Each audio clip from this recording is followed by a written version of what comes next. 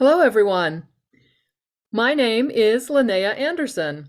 On behalf of the First Fridays Committee and the Archives and Special Collections Department, welcome to First Fridays Online. This season, we are celebrating the 20th anniversary of First Fridays in the Archives and Special Collections. Join us for presentations on anniversaries, beginnings, milestones, and memories throughout our collections. Today's presentations will also be posted later on the University of Minnesota Library's YouTube channel, so you should be able to access them within the next few weeks. First Fridays is a monthly series of presentations made possible by a generous gift from Governor Elmer L. Anderson and Mrs. Eleanor Anderson in honor of former library director Dr. Edward B. Stanford. The presentations are based on materials in the University Library's archives and special collections. A special thank you to Alan and Jason from Middle English Interpreting, who will be providing ASL interpretation for today's presentations. If you have any questions for our speakers today, please submit them using the Q&A function at the bottom of your screen. Please use Q&A and not the chat so that we can keep track of your questions. You can submit questions at any time, but we will hold them until the end of the presentation as time allows. We will now pause for a land acknowledgement. The University of Minnesota Twin Cities is built within the traditional homelands of the Dakota people. It is important to acknowledge the peoples on whose land we live, learn, and work as we seek to improve and strengthen our relations with tribal nations. We also acknowledge that words are not enough. We must ensure that our institution provides support, resources, and programs that increase access to all aspects of higher education for Native American students, staff, faculty, and community members. Our presentations today are Ask on the Air, and the speaker is Rebecca Toov, Collections Archivist from the University of Minnesota Archives. Rebecca is going to talk to us about 100 years of radio broadcasting at the University of Minnesota through recordings featuring the voices of staff and friends of the university libraries. And then Rebecca will be followed by a presentation on digital library services and archives and special collections by Jennifer Claybourne, digital project specialist, and Ahnna Mahoney, senior photographer.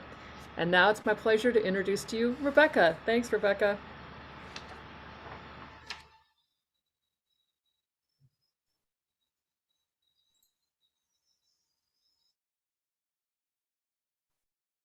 Okay, good afternoon.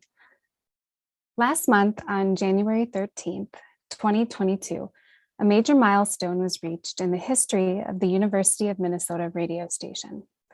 It was on that day, 100 years prior, on January 13th, 1922, that the university was granted a license to broadcast under the call letters WLB. Radio station WLB, which was renamed KUOM in 1945 and is known today as Radio K, was the first radio station to broadcast in the state of Minnesota and has the distinction of being the 10th oldest continuously operating radio station in the country. To celebrate the 100th anniversary of licensed radio broadcasting at the university, in tune with the 20th anniversary of the First Fridays program, I thought it would be the perfect occasion to share with you some clips from radio broadcasts and other recordings that feature staff and friends of the libraries. Let's begin with the program titled Libraries of the Future from the series The World We Want, which was broadcast on WLB on May 29, 1944. The date of this broadcast is significant because it occurred a few weeks after the inaugural meeting of a new organization called the Friends of the Libraries. In the program, moderator Edgar Wesley asks University librarian Eric McDermott to explain the role that this group of friends might serve in the development of the library. I heard recently that the University Library here had sponsored a formal organization of Friends of the Library. As librarian, Professor McDermott, I wonder if you could say very briefly what is the purpose of that association or organization? The purpose of that organization is essentially the purpose that we've been talking about tonight, to make materials available for the people who will need them, to the students, the scholars, the users of the University of Minnesota Library. Well, now, while that is the ultimate objective, of course, the Friends of the University of Minnesota Library hope to maintain an association of people interested in books and in their contribution to scholarship, with the idea of not only stimulating them to collect and preserve materials, but to aid in the growth of the University of Minnesota Library. You perhaps realize that the great libraries of the world have been made great not by the funds that they've spent from year to year, but by the generosity of friends who have collected great libraries, great collections, and then have regularly seen that those collections find their way into the research libraries there to serve the needs of society forever. Well, it's exactly in that way that we hope to make the University of Minnesota Library one of the greatest libraries in the country as far as serving its constituents are concerned. For the past 6 years, staff in university archives have been actively preserving the records of the university's radio station to make the materials more available for students, scholars, and users of the library. It began in 2015 with a grant from the Legacy Fund to process the administrative and program records and to make an inventory of what ended up being over 11,000 individual audio reels.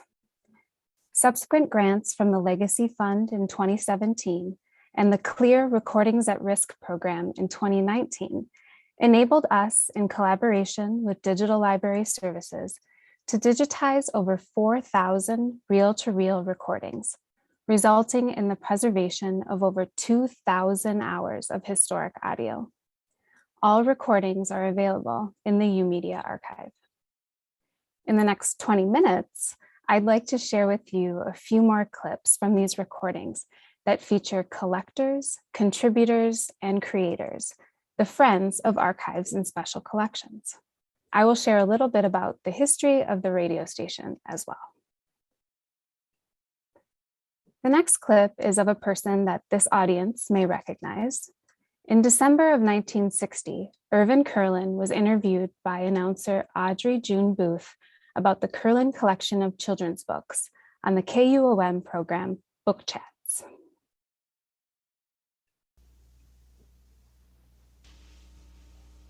Good afternoon, everyone. Our Book Chats guest today is Dr. Irvin Kerlin, who presented the Kerlin collection of children's books to the University of Minnesota Library in 1949. Part of that collection is now on display at the University of Minnesota Gallery, and later in the program I'll tell you how long it's going to be there, the hours you can go and see it. But first we want to talk with Dr. Kerlin about the collection. Dr. Kerlin, what did the original collection you presented to the library consist of? Well, these were the books that I'd assembled over a number of years, and it was probably somewhere like round numbers, 1,000 books or so, primarily children's books. Now, were there only books in the collection? No, by this time I had already acquired original art and some manuscript material, but not in any great numbers. They were still pretty precious to me, and I'm sure that in the original presentation there were no originals that came with the original books. That collection, however, has continued to grow, hasn't it? Yes, I've worked quite actively in the field of collecting, approaching it, of course, as a collector. Therefore, I'm much concerned with the quality and condition of the books which I acquire, since this is primarily a first edition of each book that I get. Now, I think to put this into focus, the strength of the collection that I've been concerned with has been the contemporary books, and I approach it primarily from the feeling of illustration. However, I've never lost sight along the way of the literary quality of the books which I am acquiring. In 1967, Owen Wagenstein, university alumnus, professor emeritus of surgery, and benefactor of the Wangenstein Historical Library, was interviewed by KUOM Program Director Robert Boyle on the program Emeritus, which was originally produced for television, but the audio portion was re-recorded for broadcast on KUOM. On the program, Wangenstein speaks of his fondness for the Arthur Upson Room in Walter Library and reflects upon the importance of reading. But as you've indicated, I had great affection for it when I came to an impasse about a problem. Rather than get a bit temperamental about it, I would hide myself off and hide out there, and we're in the company of great books. I had found complete relaxation and then could readdress myself to the problem in a refreshed attitude and a new point of view. And I think it's still a good thing for all of us to do. Dr. Wangenstein, do the young students today, particularly medical students, have as much time to read as they should, do you think? Outside of their studies, the fields they work in? None of us has enough time. No one amongst us is in complete command of his own time if you're going to try to be civil to your associates. But you've hit on, from my point of view, a very important thing. Reading is very important. I think the greatest teachers we have are people whom we've never met. Reading is not only a great source of information, it's a great source of enjoyment. Many of the radio broadcasts, which included scripted dramas, children's programs, course lectures, and public affairs programming, were produced in the station studios, which originated in the Electrical Engineering Building and later moved to Eddy Hall. But the infrastructure of radio broadcasting at the university extended beyond the studios. Through the use of remote setups, station staff could broadcast concerts and ceremonies from Northrop Auditorium, cover athletic events in Memorial Stadium, and record speeches and lectures given at various locations throughout campus. Such is the case with the next clip, taken from a speech given by Josie R. Johnson, member of the university's Board of Regents, at an event in Kaufman Union Women's Lounge in October of 1971. Johnson spoke on the topic, "What's Ahead for the University?" The university's growth depends, in my view, on all of us working together to try and keep it the strong, great institution that it has become since 1851 and desires to continue to be in the family of education. We are a community of scholars and students and researchers who are constantly trying to find new ways to help people live up to the fullest of their potential. The University of Minnesota at this moment is faced with the great influx of new populations. There are Black young students here at the university. There are Chicano students and Indian students, all of whom desire and demand that the university honor their place in the sun. And the reason it's important that we understand that is because education demands of us a reappraisal of where we have been and for whom education has benefited, for whom has the policy of the university been designed. And in often cases, it has been a situation to protect the elite, to continue to educate those who fit a particular mode and a particular role in our society. These new populations are demanding that the university honor the quality of education and that it meet their needs.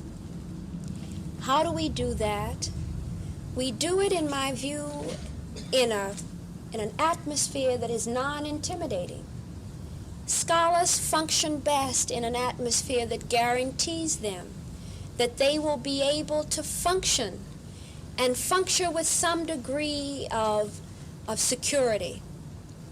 Now, whether we're talking about a tenure, or whether we're talking about just an atmosphere in a community that will allow scholars to be scholars, we must, you must, we must, the community and the state must guarantee that the university will continue to live and to breathe the responsibility of scholarly research and inquiry and the teaching of our youth and the welfare of the state.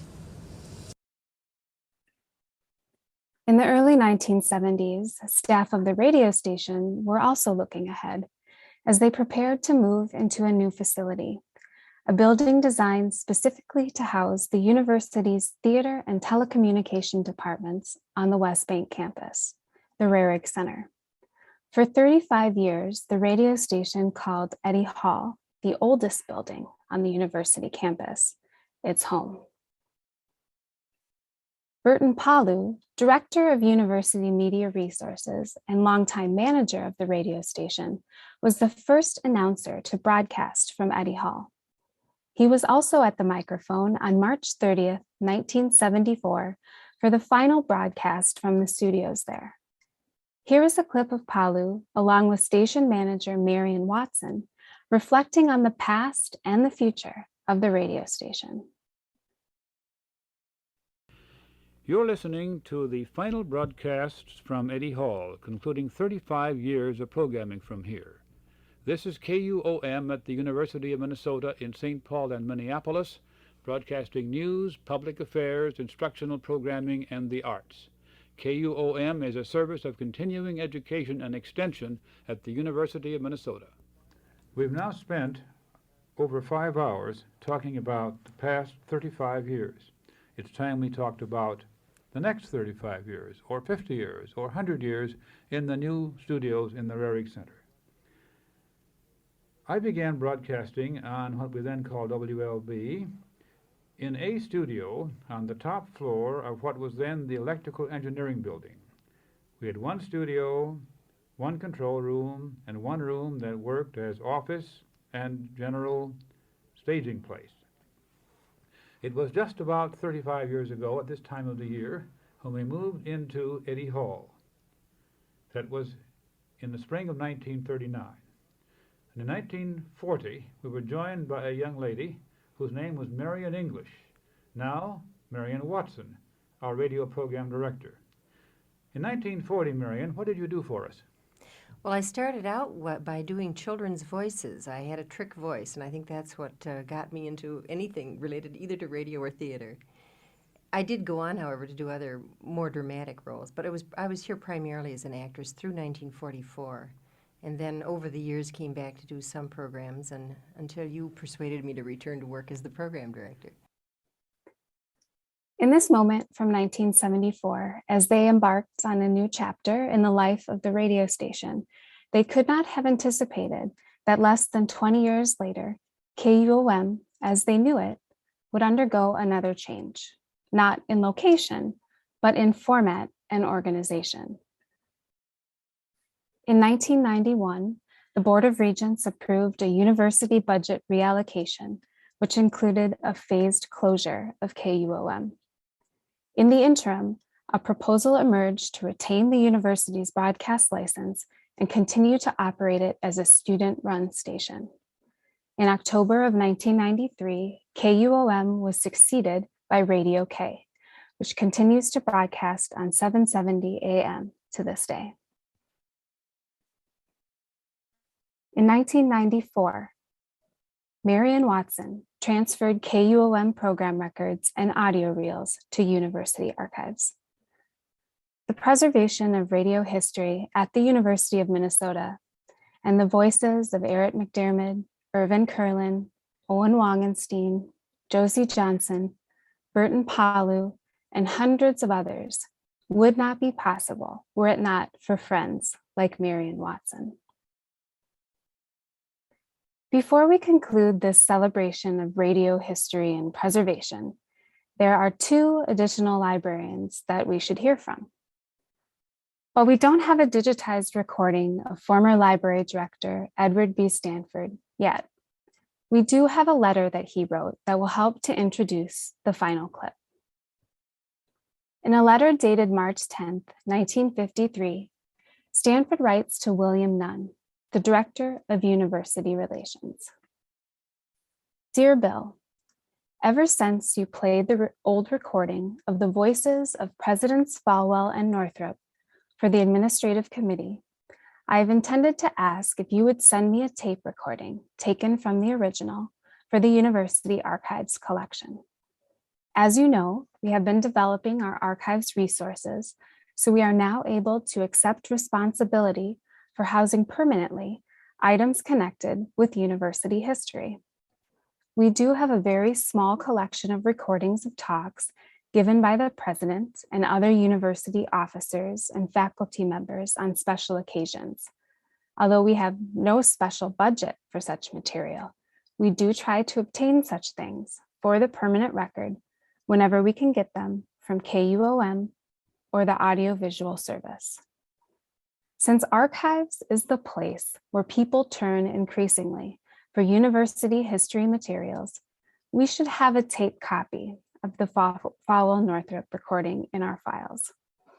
Also, would you please keep our archives division in mind to receive copies of any other tape recordings you may have made in connection with university events in the future. Very sincerely yours, E.B. Stanford, Director of Libraries. The recording that Stanford was referring to in the letter contains the voice of William Watts Falwell, the first president and the first librarian of the University of Minnesota. The original recording was made on July 31st, 1917 on a wax cylinder, transferred to a reel-to-reel tape in 1953, and converted to a digital audio file in 2021. I will let President Falwell introduce himself. Follow along with the transcript provided on the screen. My name is William Watts Falwell. On this 31st day of July 1917, I am 84 years, 6 months, and 17 days old. I was born on a farm in the town of Romulus, Seneca County, New York. I was graduated from Hobart College in 1857. I spent 3 years and a half as an officer of volunteer engineers, making all of the campaigns of the Army of the Potomac. I was first lieutenant, captain, brevet major, brevet lieutenant colonel. After the war, I spent 4 years in Ohio in business. That enough? In 1869, I came to Minnesota to be president of the State University, which position I held until September 1884. Then I resigned and became professor of political science until June 30th, 1907. Then I went upon the scrap heap with the Carnegie Award. Since then I have enjoyed the life very much indeed, devoting myself mainly to historical studies. In the summer of 1860, while I was tutor in Hobart College, I made the acquaintance of Miss Sarah Hubbard Haywood of Buffalo, New York. We became engaged. We were married on the 13th day of March, 1863, on a 10-day furlough. All the wedding tour we had was a trip which we made from Buffalo to Philadelphia, then to Washington, and down to the front for an hour or two when she returned. We have lived happily together ever since, and she has more than fulfilled all the dreams of a young man's fancy.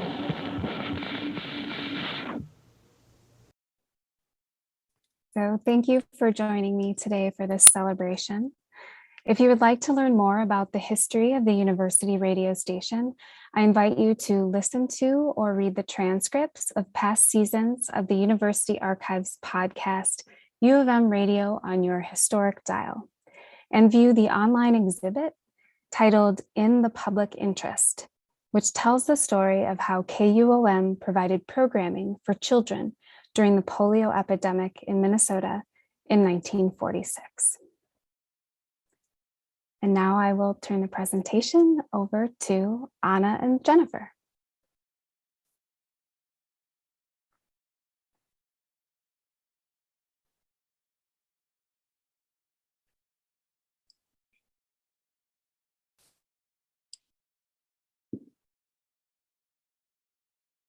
Thanks, Rebecca.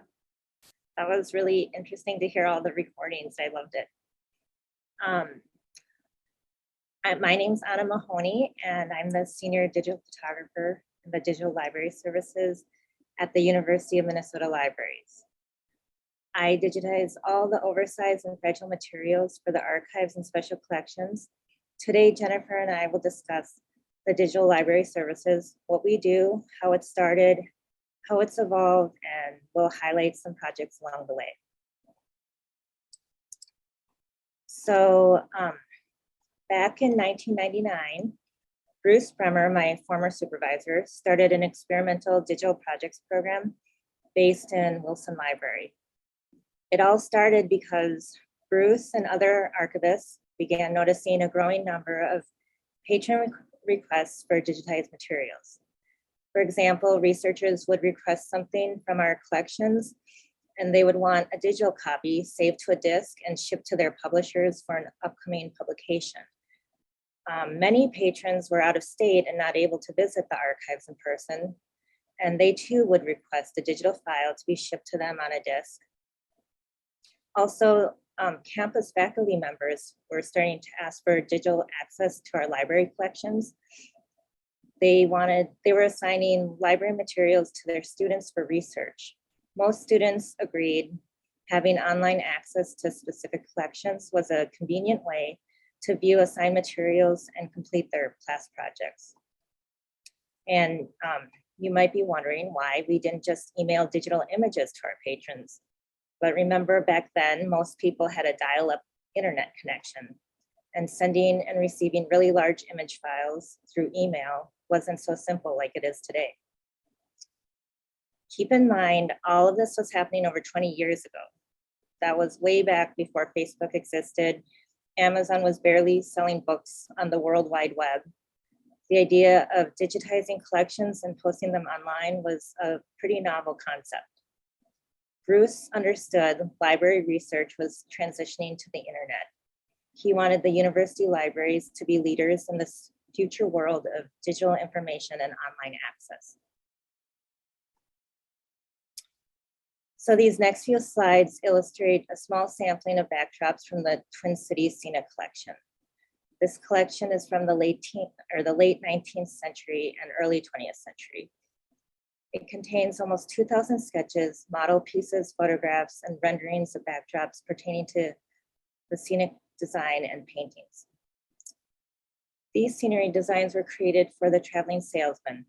The salesman presented these smaller scale backdrops to the theater groups. This collection was similar to a sales catalog. The prospective client, a theater company, could look through the set designs and choose from a variety of scenes and order the backdrops for their upcoming theater productions. So the scenery collection was the first digital project I worked on here at the libraries. This was an IMLS grant-funded project.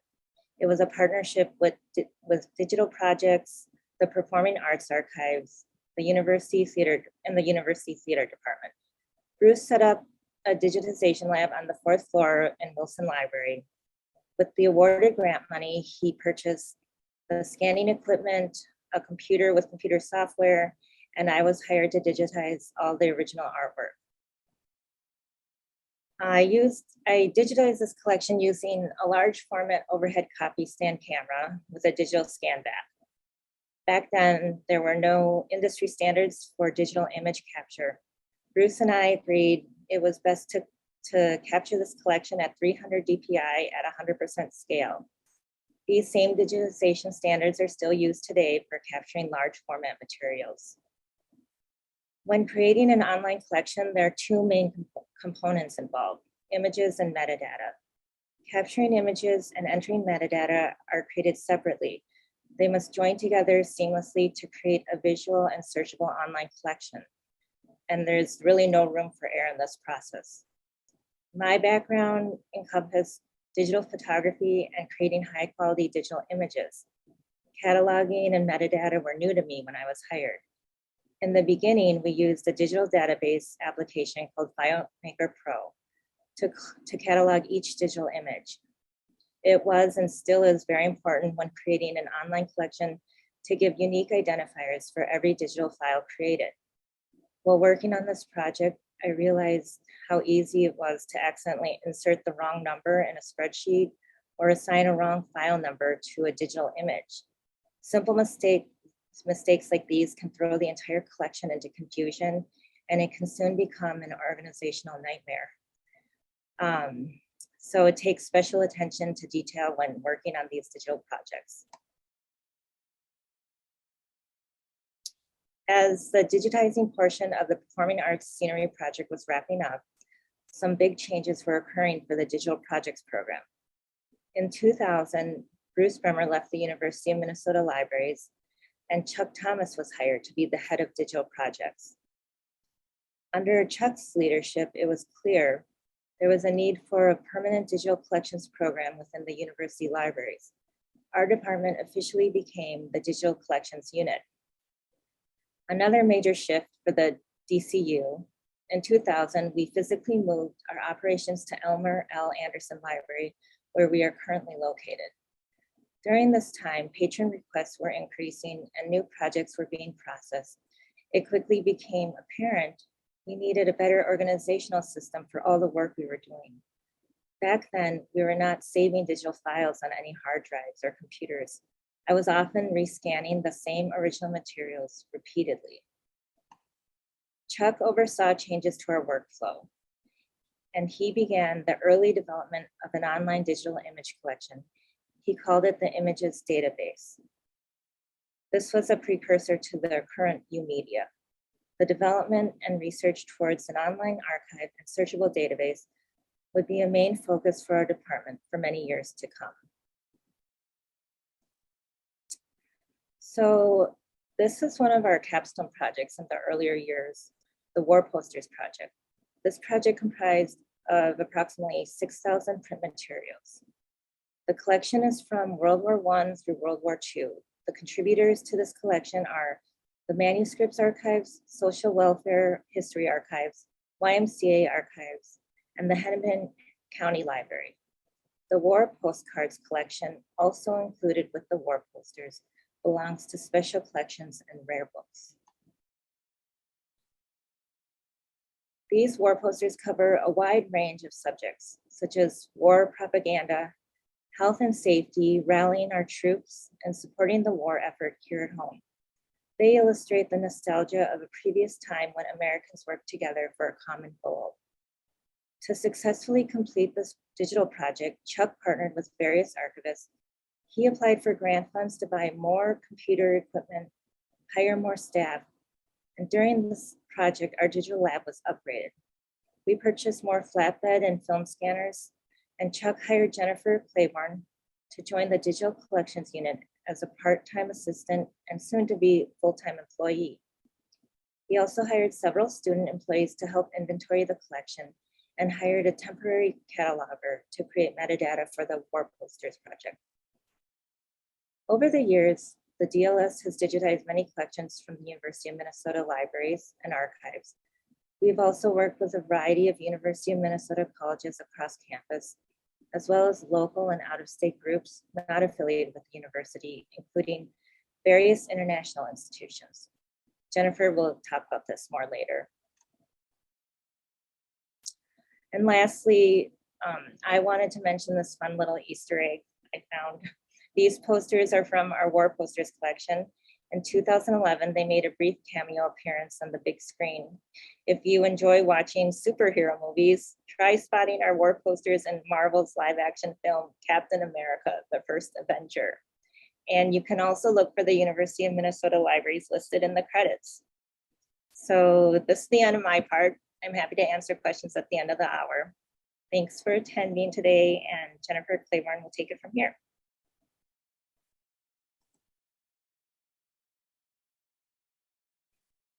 Ahnna, when I started in 2001, I was only part-time. The digital collections unit didn't have quite enough work or funding to hire another full-time person yet.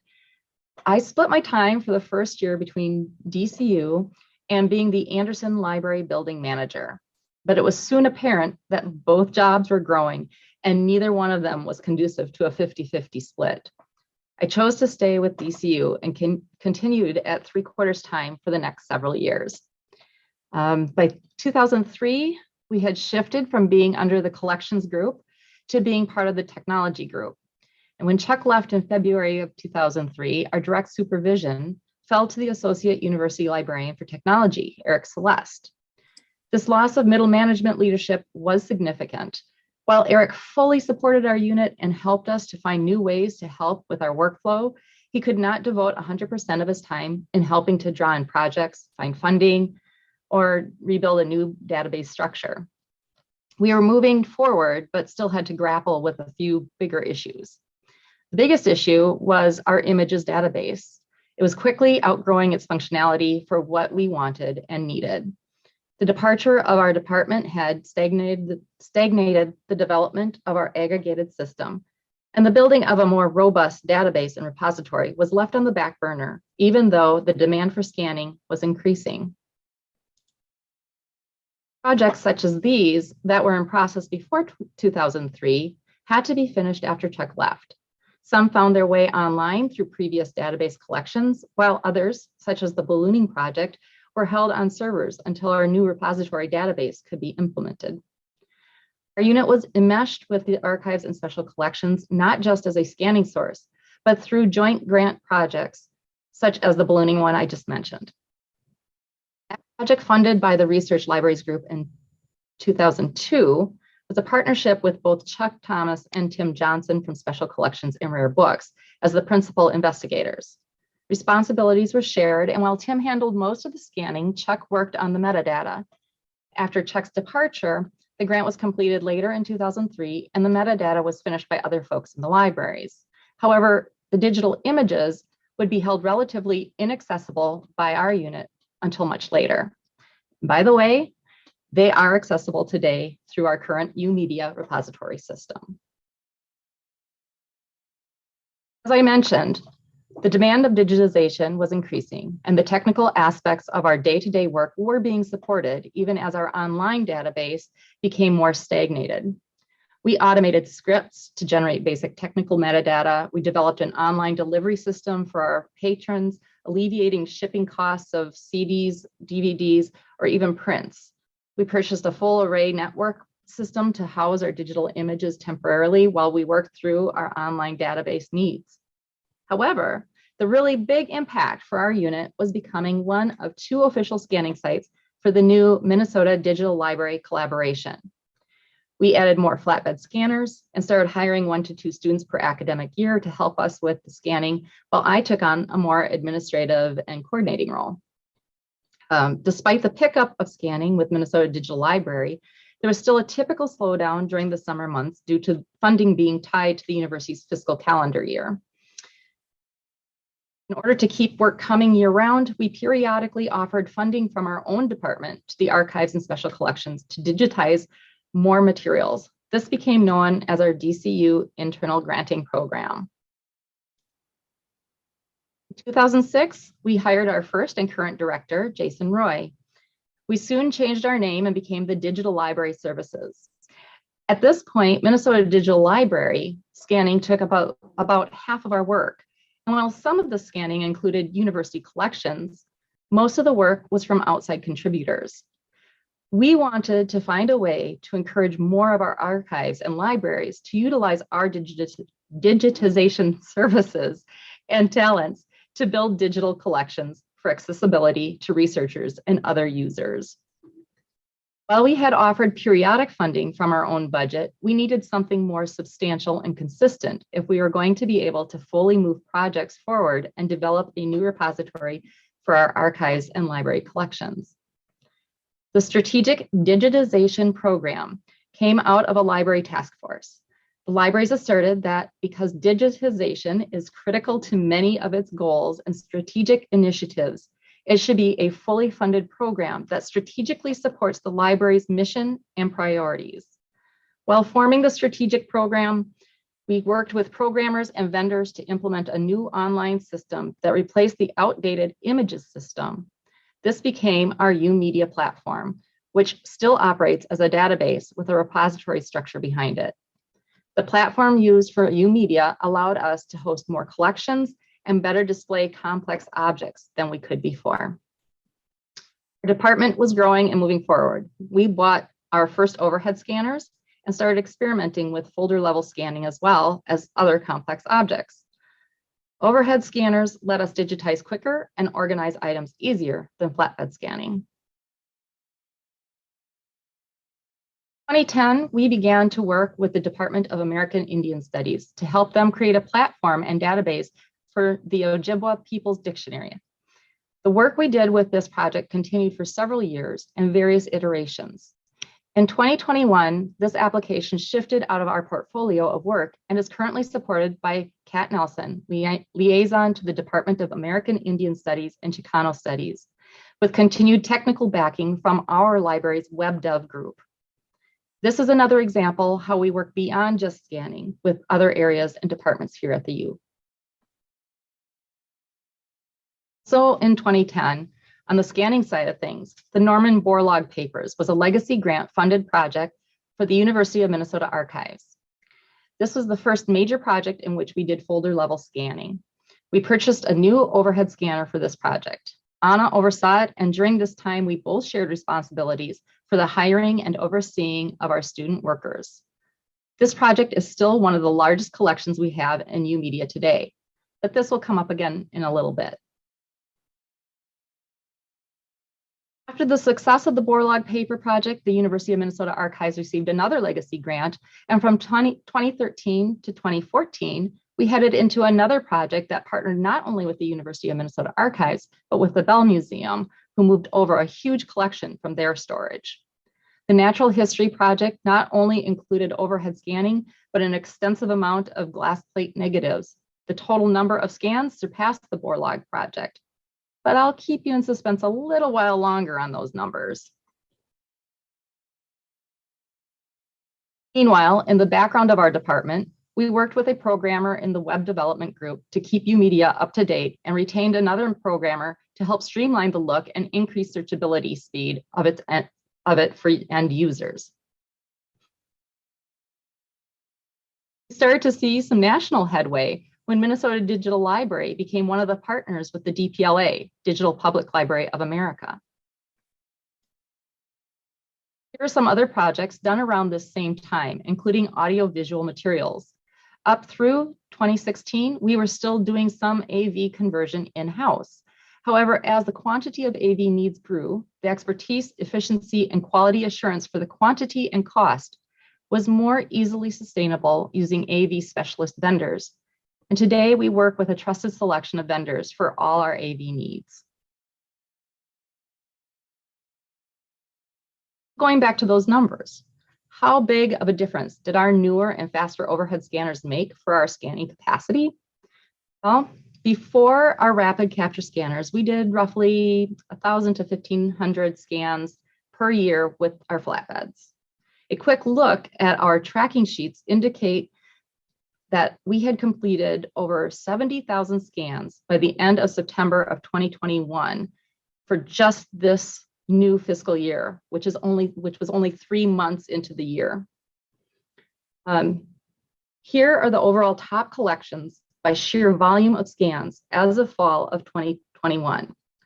The hymnal and tune book collection from the Music Library is a multi-strategic digitization project that comes in at 217,488 scans.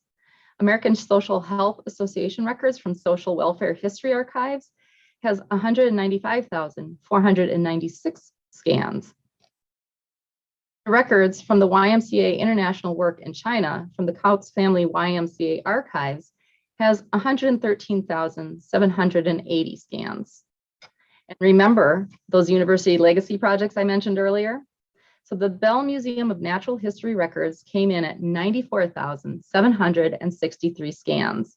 And the Norman E. Borlaug papers rounded out the top 5 collections in the fall of 2021 with 93,183 scans. All of this brings us up to our current work. We continue to support the archives and special collections from simple requests of 1 or 2 items to strategic projects entering into the thousands, while building partnerships that have expanded beyond our university. We hire more students than ever, reaching up to 8 or 9 at any given time. We keep expanding our UMedia repository while supporting others. And we keep partnering with local, state, and national institutions to aid our library's mission in providing open access to our patrons where and whenever we can. 2016 started us off with a partnership between Digital Library Services and Gibbons Collection of African American Literature. The Gibbons Collection received funding through the Council on Library and Information Resources for a 2-year discovery grant to search out and digitize hidden collections related to African American history. That year, we hired Dorothy Berry as the grant project manager. She dived into searching every collection she could, working with collection curators and managing the scanning workflow as well. This project would become part of a national collaboration known as Umbra. Dorothy left in 2018 as the grant was winding down and is currently working for Harvard University. Meanwhile, I was brought on full-time in 2017 to take on more liaison work with curators and vendors, while continuing to handle project management, student hiring, training, and workflow. In 2018, we moved our offices and brought all the pieces of scanning equipment and student workers to a single floor. In 2019, we started working with the archives and special collections to link UMedia images with the archive space finding aids. And with everyone else, COVID struck. 2020 gave us new challenges. When we first shut down, we were still able to provide some support through remote delivery of pre-existing images. We could work on archive space linking, and we took up some transcription work and even did some right statements work for UMedia. Once we started to return to the office, we set up a system for no-touch delivery between us and the archive units to allow for new scanning to be done and projects to be finished that we had halted earlier. We began supporting digital delivery and interlibrary loan to provide for larger capacity requests that were being allowed due to COVID. And we also implemented a system to help instructors get scanning done for teaching online classes. Now we are back in the office and fully operational. We recently added new equipment and fully intend to hire more students later this year in order to meet the growing demand of digitization. Let's take a break from all the work and have a little fun with numbers from our UMedia repository. In a snapshot from Google Analytics, here are a few of our top 10 page views from this past fall. We don't know why they are the top views, but they definitely come from various interests. In first place, we have Let's All Get Steamed Up, which has been viewed at least 2,773 times.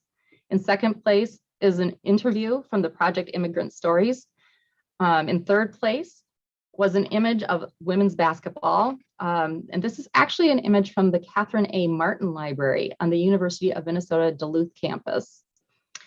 I'll note here that numbers 5 through 8 were also from the Immigration Stories Project from IHRCA. Number 9 was an interview with Lance Cunningham as part of the Treader Transgender Oral History Project. And rounding out at number 10 is this beautiful 16th century map of Acapulco found in the James Ford Bell Library. Here's a look at just some of the visually interesting projects of late. I also want to mention a few other projects that have a lot of interest building around them that are either new to UMedia or upcoming. These include the American Jewish World Journals from Upper Midwest Jewish Association, cloquet forestry photos in the University Archives, a collection of correspondence to be added to the History of Caesarean collection already online from the Wangenstein Library, and several archival collections from the James Ford Bell Library and others that I just don't have time to name right now. But I would like to share one final project that we've been digitizing. This is a project from the Geological Survey Department. We are scanning years of notes, maps, and reports in order to make previous research easier to access and study for their researchers. This project is one of the few that will not be put into UMedia when it is finished. We are able to do this work as part of our scope in supporting the university's work and research goals. But we will not keep the scans in our repository. Everything physical and digital will be returned and held by the Geological Survey Department. It's a project worth noting, though, as it will have taken a total of nearly 8 to 9 months by the time it is finished and came to us out of the strong partnership between our areas from previous work. In conclusion, our capacity has grown from a simple flatbed and a camera scanning system to multiple flatbeds, overhead scanners, and specialty equipment. Even though we work with many other departments around the university and sometimes beyond, we recognize that we wouldn't be where we are today without the partnership and brainchild of the various special collections and archives right here in the Elmer L. Anderson Library building and throughout the campus. Thank you.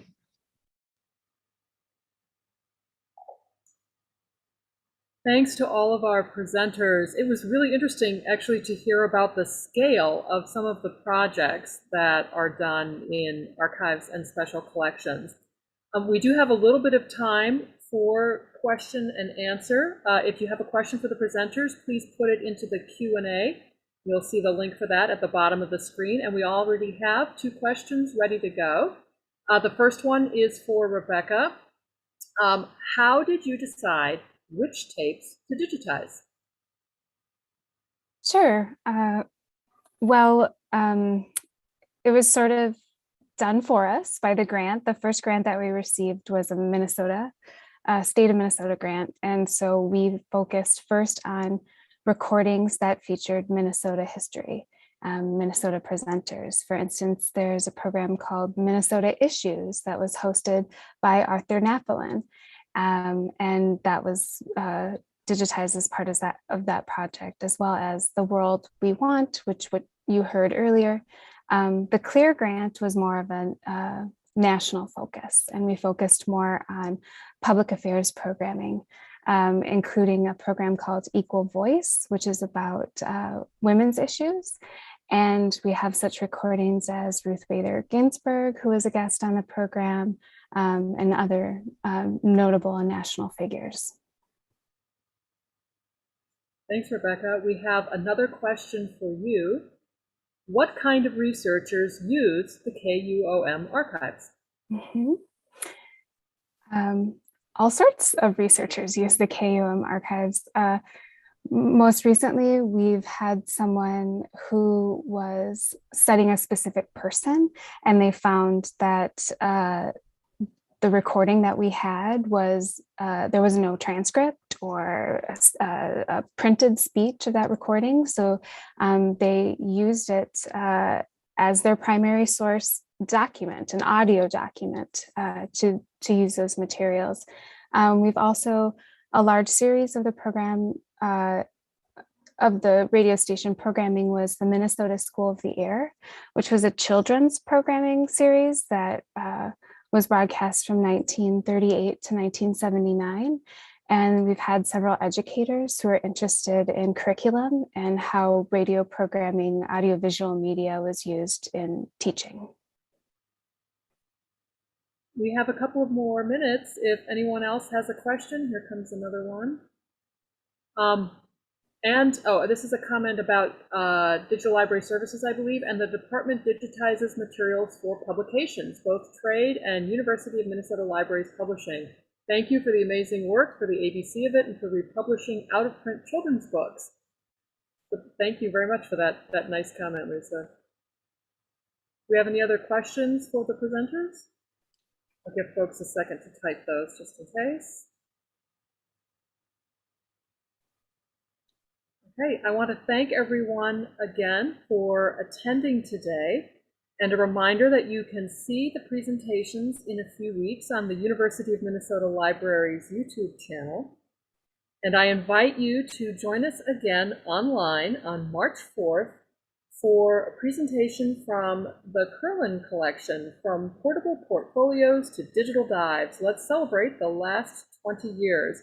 And this will be presented by Mary Schultz, who is the Curlin board member, and Lisa von Drasik, curator of the Curlin collection of children's literature. So please join us again in March for that presentation. Thank you.